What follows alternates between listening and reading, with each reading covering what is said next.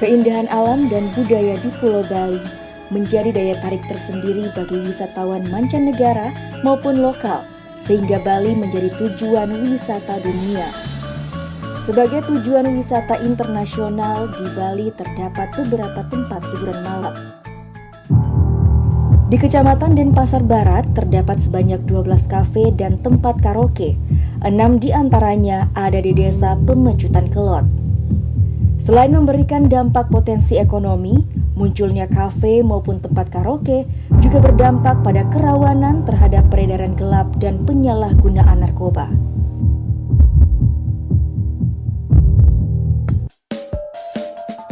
Dari Desa Pemecutan Kelot menuju Indonesia bersinar.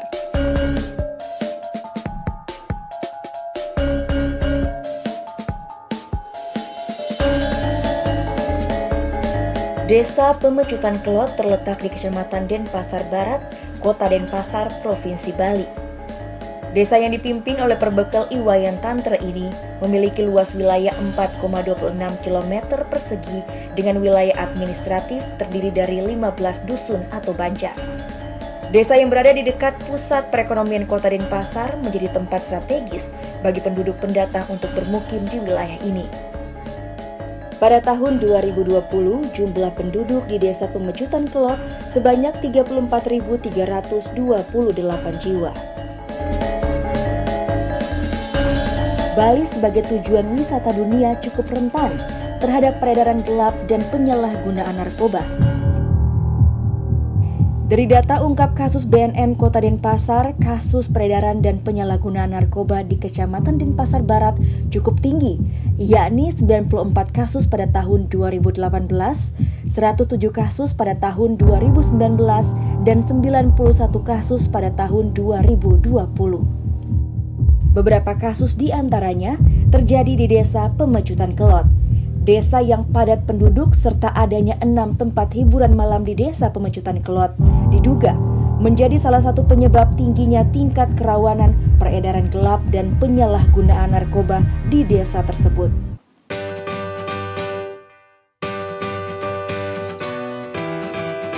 Desa Bersinar atau Desa Bersih dari Narkoba menjadi salah satu upaya untuk pencegahan dan penanganan penyalahgunaan narkoba. BNN Kota Denpasar bekerja sama dengan pemerintah Kota Denpasar menjadikan Desa Pemecutan Kelot sebagai Desa Bersinar. Program Desa Bersinar dikelola secara mandiri oleh pemerintah desa bersama masyarakatnya. Tujuan utama dari program Desa Bersinar adalah untuk meningkatkan pendampingan masyarakat desa dalam penyelenggaraan fasilitas desa bersih narkoba yang dikelola secara partisipatif, terpadu, dan berkelanjutan yang berbasiskan pada pendayagunaan sumber daya di desa.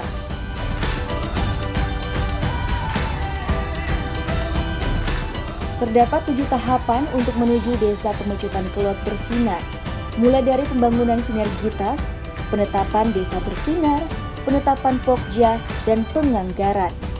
Dalam pembentukan Desa Bersinar ini, bagaimana kita juga harus mengacu pada aturan-aturan yang ada.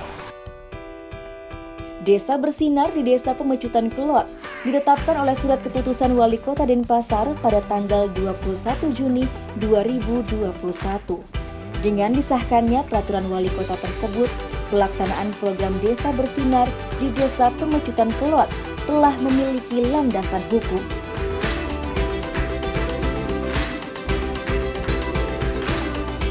Desa Pemecutan Kelot telah mengalokasikan anggaran di tahun 2021 untuk mendukung keberhasilan program Desa Bersinar.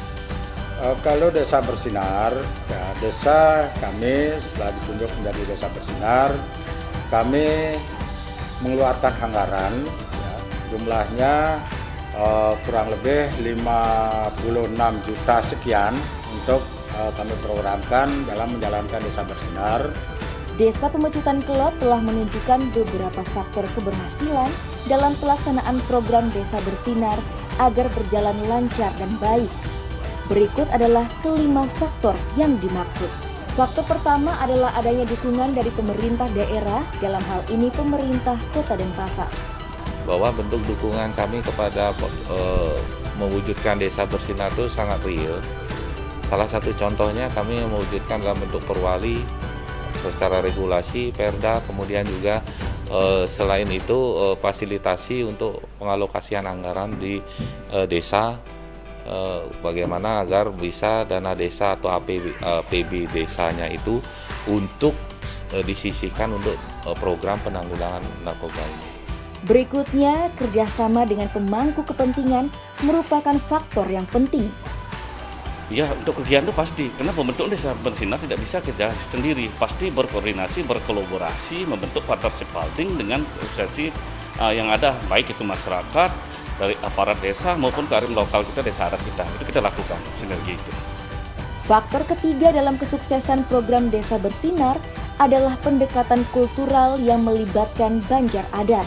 Karena Banjar Adat ya yang melakukan pungutan tersebut, kami bebankan kepada Banjar Adat untuk mengawasi. Kemudian, pendekatan masyarakat melalui sosialisasi adalah hal yang penting dilakukan. Melakukan sosialisasi di 10 dusun yang ada di Desa Pemujutan Kelot dari 15 dusun yang ada. Kemudian dari hasil daripada sosialisasi tersebut, kita sudah mampu mengajak 2 warga Desa Pemujutan Kelot untuk ikut melakukan program rehabilitasi. Faktor terakhir adalah pelaksanaan program yang tepat sasaran. Generasi muda, dari generasi muda, ibu-ibu PKK, dan juga anggota Banjar kami sinergikan karena tokoh-tokoh itu yang bisa akan memberikan pemahaman kepada warganya, terutama dari anak-anak muda, kalangan anak-anak muda, bisa memberikan pemahaman terhadap teman-temannya. Dengan terwujudnya Desa Bersinar, bersih dari narkoba, diharapkan terwujud generasi penerus bangsa yang cerdas, sehat, berbudi luhur yang baik, menuju Indonesia bersinar.